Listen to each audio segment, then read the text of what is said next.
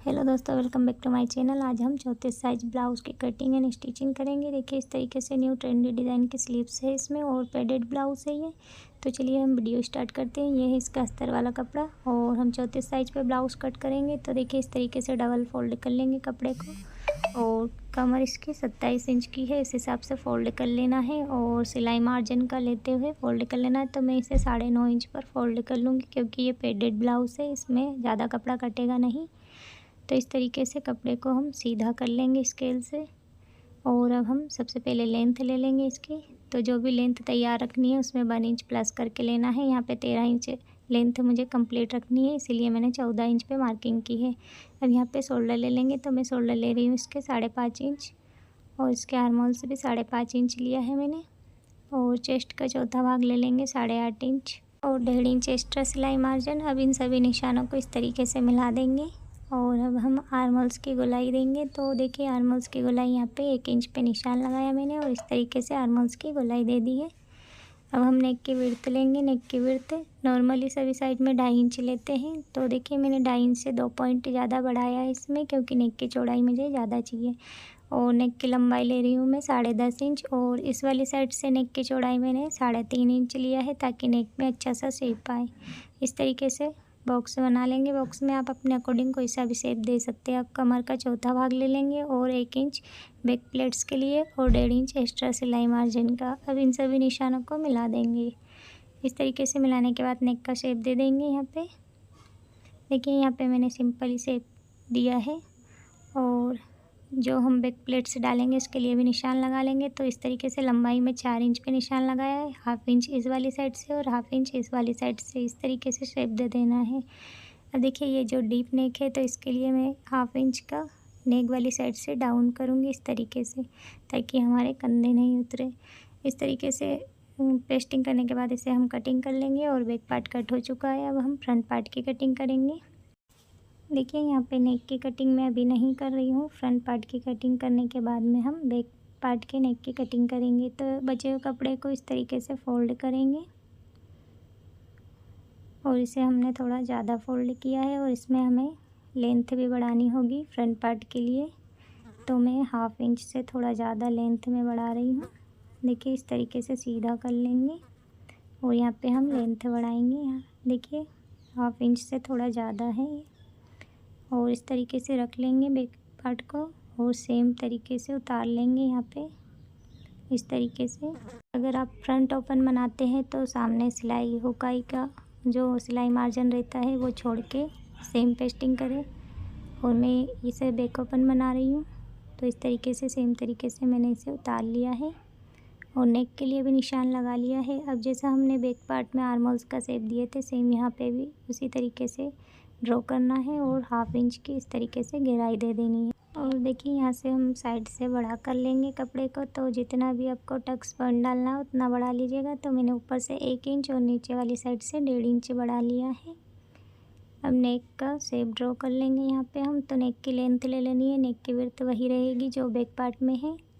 तो 5.5 इंच मैंने नेक की लेंथ ली है। बॉक्स बना लेंगे और इसमें हम शेप देंगे बॉक्स में। आप अपने अकॉर्डिंग शेप दे सकते हैं। देखिए मैं यहाँ पे भी सिंपल शेप दे रही हूँ। अब हम टक्स पॉइंट के लिए निशान लगाएंगे। तो हम जितना प्रिंसेस कट में 3 इंच पे निशान लगाते हैं, सेम उसी तरीके से मैंने निशान लगाया। और जो भी हमारा बस्ट पॉइंट है वो निशान लगाया है 10 इंच पे और 1.5 इंच पे यहाँ पे निशान लगाया है। अब इन दोनों निशानों को इस तरीके से मिलाएंगे। देखिए इस तरीके से त्रिकोण शेप में मिला देना है। यहाँ पे हम टक्स डालेंगे स्टिचिंग करते समय और इस तरीके से 1/2 इंच इस वाली साइड से और 1/2 इंच इस वाली साइड से निशान लगा लेना है। और आप चाहे तो इस तरीके से प्रिंसेस कट का भी शेप दे सकते हैं। और मैं तो यहाँ पे पैड अटैच करूँगी, तो मैं सिंपली 1 टक्स पे ब्लाउज़ बना रही हूँ। और इस तरीके से हमारी कटिंग कंप्लीट हो चुकी है। और इस तरीके से बैक पार्ट का नेक भी कट कर लेंगे। अब हम स्लीव्स की कटिंग करेंगे। देखिए इस तरीके से स्लीव्स का कपड़ा हमें चौड़ाई में ज़्यादा चाहिए, तो मैंने इसमें जोड़ लगा लिया है। 4 फोल्ड कर लिया कपड़े को और सीधा कर लिया। अब लेंथ ले ली है, तो मैंने यहाँ पे 5 इंच लेंथ ली है और 4 इंच लेंथ कंप्लीट रखनी है मुझे। अब हम इस वाली साइड से, जिस वाली साइड से स्लीव्स ओपन है वहाँ से निशान लगा रहे हैं। जो भी आपकी स्लीव्स की गोलाई का निशान है वो लगा लेंगे और आर्महोल्स का निशान लगा लेंगे। अब देखिए यहाँ से इस तरीके से सीधा कर लेंगे और ये बॉक्स बना है, इसमें हम स्लीव्स ड्रॉ करेंगे जैसा हम नॉर्मली स्लीव्स की कटिंग करते हैं। तो देखिए यहाँ से 3 इंच पे डाउन करते हैं लॉन्ग स्लीव्स को हम। तो इस तरीके से डाउन किया है मैंने 3 इंच पे, और स्लीव्स का शेप दे देंगे जिस वाली साइड से स्लीव्स ओपन है। और अगर स्लीव्स में कपड़ा कम पड़ता है तो साइड से जोड़ भी लगा सकते हैं। अब देखिए जितना कपड़ा हमें बचा है उसमें हम डिज़ाइन बनाएंगे। और ऊपर एक निशान लगाया है मैंने 1.5 इंच पे, और जो हमारा बॉक्स बना वहाँ पे इस तरीके से ऊपर एक छोटा बॉक्स बना लेंगे। 1.5 इंच पे लंबाई का निशान है ये बॉक्स का। और देखिए जो इस बॉक्स का सेंटर निकालेंगे और सेंटर से इस तरीके से हल्का सा स्लीव्स का शेप ड्रॉ कर लेंगे। देखिए इस प्रकार से, ताकि इससे हमारा पफ अच्छा से बन के आएगा। और ये फ्रंट पार्ट के लिए गहराई दे देनी है स्लीव्स में। इस तरीके से शेप दे दिया है मैंने। और देखिए स्लीव्स की जो भी गोलाई है उसे इस तरीके से निशान लगा दिया है, और इसे अब हम कट करेंगे। तो ये बैक पार्ट की कटिंग हो रही है, और जो फ्रंट पार्ट के लिए निशान लगाया उसे भी कट करना है हमें। तो इस तरीके से ओपन करेंगे स्लीव्स को, और देखिए अच्छे से गहराई दे देंगे फ्रंट पार्ट के लिए। और देखिए जो निशान लगाया हुआ उसे सेंटर से कट कर लेंगे, और दोनों साइड निशान लगाना है हमें इस तरीके से। जो हमने एक लाइन निशान लगाई है बॉक्स बनाया उसे दोनों साइड कर लेना है। और अब हम मेन फैब्रिक पर कटिंग कर लेंगे। सभी पार्ट कट कर लिए हैं। चलिए फटाफट से बैक पार्ट रेडी कर लेते हैं, फिर फ्रंट पार्ट की स्टिचिंग करेंगे। तो डोरी को रखते हुए देखिए इस तरीके से अटैच कर रही हूँ मैं, और इसकी कमर वाली साइड में भी सिलाई लगा लिया। एक्स्ट्रा कपड़ा कट कर लेंगे और नेक पर कट लगा लेंगे, और इसे इस तरीके से फोल्ड कर लेंगे। दूसरे पार्ट को भी इसी तरीके से रेडी करना है। अब फिनिशिंग की सिलाई लगा लेंगे नेक वाली साइड और कमर वाली साइड में। देखिए इस तरीके से फिनिशिंग की सिलाई लगाने के बाद किनारों पर भी सिलाई लगा लेंगे। एक्स्ट्रा कपड़ा कट कर लेंगे। देखिए एक्स्ट्रा कपड़ा कट करने के बाद जो प्लेट्स के निशान है उसे भी हम इस तरीके से सिलाई लगा के रेडी कर लेंगे। और ये हमारा एक पार्ट रेडी हो गया, दूसरा भी इसी तरीके से किया है मैंने। और इस वाली साइड हम आई की पट्टी बनाएंगे। तो देखिए इस तरीके से फोल्ड करते हुए आई की पट्टी बना लिया है मैंने, और दूसरी साइड हुक की पट्टी बना लिया है। चलिए हम फ्रंट पार्ट रेडी करते हैं। तो देखिए ये जो निशान हमने लगाया था कटिंग किया हुआ है, फिर से मैं आपको दिखा देती हूँ। तो देखिए इस तरीके से कपड़े को हमें इसमें भी निशान लगाना है जैसा हमने अस्तर वाले कपड़े में लगाया है, सेम तरीके से यहाँ पे भी निशान लगाएंगे। तो उसे बराबर से रख लेना है, और हम अस्तर वाले कपड़े को इस तरीके से रखेंगे, और जो भी निशान लगाया हुआ हमारा कटिंग करते समय जो टक्स बनाएंगे उसका निशान लगा उसे इस तरीके से डार्क कर लेना है। देखिए इस तरीके से दोनों साइड डार्क कर लेंगे, और जो मेन फैब्रिक है उस पर भी हम सेम तरीके से निशान लगा लेंगे इस तरीके से। देखिए इस तरीके से यहाँ पे भी निशान उभर के आ गया है, उसे डार्क कर लेंगे। अब इसमें हम सिलाई लगाएंगे।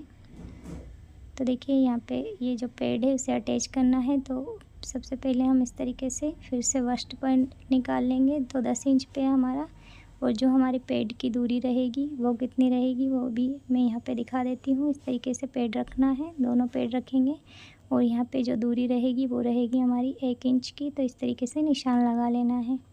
अब पैड में निशान लगा देंगे इस तरीके से, और देखिए 1 इंच की गैप रहेगी दोनों पैड के बीच में, और जो टक्स का निशान बना हुआ है उस पर इस तरीके से सिलाई लगा लेना है त्रिकोण शेप में। और देखिए यहाँ पे इस तरीके से पैड अटैच करेंगे। जो हमारे पैड की दूरी का निशान लगाया हुआ है सेम उसी तरीके से हमें पैड को अटैच करते हुए लगाना है, ताकि परफेक्ट आए पैड। और हम जो पैड अटैच कर रहे हैं वो ज़्यादा नेक के पास भी नहीं होना चाहिए। देखिए ज़्यादा ऊपर करके नहीं लगाना है पैड को। और इसी तरीके से दूसरा पैड भी अटैच कर लेंगे। देखिए दोनों पैड अटैच हो चुके हैं, और इसी तरीके से मैंने मेन फैब्रिक में भी जो टक्स का निशान लगाया था उसमें सिलाई लगा लिया है। अब इस तरीके से रखना है। मेन फैब्रिक सीधा है, और ये जो पैड वाला फैब्रिक है वो इस तरीके से उल्टा रखा हुआ है। इसे सही से ध्यान से रखना है ताकि हमें कोई भी दिक्कत ना हो, और पैड अंडरग्राउंड अटैच हो। इस तरीके से रखना है, और नेक पर सिलाई लगा लेना है। अब बैक पार्ट को रखेंगे और चेक करेंगे। ताकि हम कमर वाली साइड में फ्रंट पार्ट में सिलाई लगा सके। तो इस तरीके से बैक पार्ट को रखना है और यहाँ पे निशान लगा लेना है चौक से और वहीं से हम सिलाई स्टार्ट करेंगे। तो देखिए इस तरीके से निशान लगा लिया है मैंने और वहीं से हम सिलाई लगा रहे हैं। दूसरे साइड भी सेम तरीके से बैक पार्ट रख के निशान लगा के सिलाई लगाना है। देखिए इस तरीके से सिलाई लगाने के बाद फोल्ड कर लिया है मैंने ब्लाउज़ को इस तरीके से और फिनिशिंग की सिलाई लगा लेंगे नेक पर। और पेड भी हमारे अंडरग्राउंड अटैच हो चुके हैं। देखिए पूरे इसके किनारों पर भी सिलाई लगा लेना है।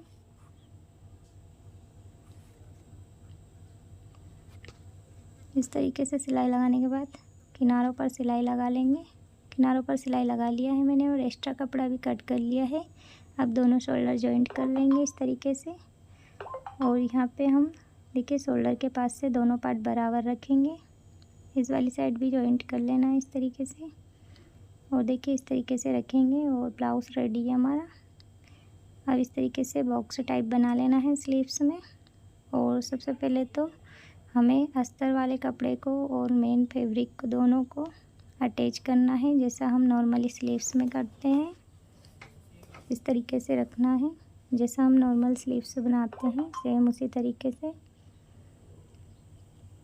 तो देखिए इस तरीके से जैसा हम नॉर्मल स्लीव्स को अटैच करते हैं सेम उसी तरीके से दोनों स्लीव्स को अटैच करना है। तो देखिए मैंने यहाँ पे अटैच कर लिया है जैसा हम नॉर्मल स्लीव्स को अटैच करते हैं और दोनों बॉक्स भी बराबर हैं। निशान दोनों में बराबर साइज में लगा हुआ है। अब जितने भी हमें स्लीव्स में जो फ्रिल की लंबाई रखनी है उसके लिए हम निशान लगा लेंगे। तो मैं यहाँ पे 1.5 इंच की लंबाई रखूँगी फ्रिल की। तो इस तरीके से निशान लगा लेना है। देखिए एक स्लीव्स में लगा लिया, दूसरे में लगा के दिखा देती हूँ। 1.5 इंच पे लगाना है इस तरीके से 1.5 इंच पे निशान लगा लेना है और इन निशानों को मिलाकर सीधा कर लेना है। स्केल से इस तरीके से सीधा कर लेंगे और देखिए इस तरीके से निशान को सीधा कर लिया है मैंने। और ये जो निशान हमारा बैक पार्ट में लगा हुआ इस तरीके से बैक साइड लगा हुआ इसे मैं मेन फैब्रिक वाले साइड लगा रही हूँ। और इस तरीके से निशान लगाने के बाद वहीं से हम छोटी छोटी सी प्लेट्स डालेंगे इस तरीके से। देखिए इस तरीके से छोटे प्लेट्स डालनी है इसमें। और अगर आपके स्लीव्स की गोलाई के बाद में भी एक्स्ट्रा कपड़ा बच रहा है तो हम और प्लेट्स डाल सकते हैं इस तरीके से। देखिए इसमें थोड़ा एक्स्ट्रा था तो इस तरीके से मैंने और प्लेट्स डाल लिया और ऊपर वाली साइड भी प्लेट्स को इस तरीके से अटैच करना है। तो ये दूसरे स्लीव्स की भी प्लेट्स इस तरीके से अटैच कर ले रही हूँ मैं, जो ऊपर वाली साइड प्लेट्स बन रही है। और इस तरीके से हमारी स्लीव्स रेडी है। और अब हम इसमें पट्टी बनाएंगे। आप चाहे तो यहाँ पे लेस भी लगा सकते हैं। तो मुझे ब्लाउज़ सिंपल रखना है तो इस तरीके से 1.5 इंच चौड़ाई में मैंने एक कपड़ा लिया है और इस तरीके से डबल फोल्ड कर लिया है मैंने इसे। एक सिलाई लगा लिया है और इस तरीके से फोल्ड करने के बाद दूसरी सिलाई लगा रही हूँ मैं। देखिए इस तरीके से आप चाहे यहाँ तो डोरी या लेस भी अटैच कर सकते हैं। और देखिए दूसरी साइड भी मैंने सिलाई लगा लिया है और काफ़ी अच्छा लुक आया स्लीव्स का और पफ भी अच्छा सा बन के आया इसमें। देखिए इस तरीके से अब हम इसे ब्लाउज़ में अटैच करेंगे। तो दोनों स्लीव्स हमारी रेडी है और हम इसे ब्लाउज़ में अटैच करेंगे। तो इस तरीके से स्लीव्स के बराबर से मिलाना है और इसे शोल्डर पे रखते हुए अटैच कर लेना है इस तरीके से। देखिए दूसरी स्लीव्स भी इसी तरीके से अटैच कर लिया है मैंने। अब हम फिटिंग की सिलाई लगाएंगे। इस तरीके से सीधी फिटिंग की सिलाई लगा लिया है मैंने। और देखिए ये रहा ब्लाउज़ का फाइनल लुक और काफ़ी अच्छा लुक आया है स्लीव्स में। वीडियो पसंद आया तो प्लीज़ चैनल को सब्सक्राइब कीजिए और वीडियो को लाइक ज़रूर कीजिए। तो देखिए इस तरीके से बैक ओपन ब्लाउज़ हमने रेडी कर लिया है। पेडेड ब्लाउज़ है ये। Thank you for watching.